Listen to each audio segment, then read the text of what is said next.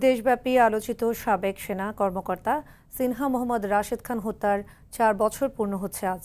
২০২০ সালের ৩১ জুলাই রাত ৯:৩০টার দিকে কক্সবাজার টেকনাফ মেরিন ড্রাইভ সড়কের শামলাপুর তল্লাশি চৌকিতে সিনহাকে গুলি করে হত্যা করা হয়। টেকনাফ থানার তৎকালীন ওসি প্রদীপ কুমার দাসের নির্দেশে সিনহাকে গুলি করে হত্যার ঘটনা ঘটে। অপরাধ প্রমাণ হওয়ায় বিচারিক আদালত প্রদীপ কুমার দাস ও বাহাটছড়া তদন্ত কেন্দ্রের তৎকালীন ইনচার্জ পরিদর্শক লিয়াকত আলীকে মৃত্যুদণ্ড দেন। কক্সবাজার জেলা ও দায়রা জজ আদালতের বিচারক মোহাম্মদ ইসমাইল হোসেন রায় আরও ৬ আসামিকে যাবজ্জীবন এবং ৭ পুলিশ সদস্যকে খালাস দেন। আইনি প্রক্রিয়ার পরবর্তী ধাপ হাইকোর্টে আসামিদের ডেথ রেফারেন্স ও আপিল শুনানির অপেক্ষায় আছে।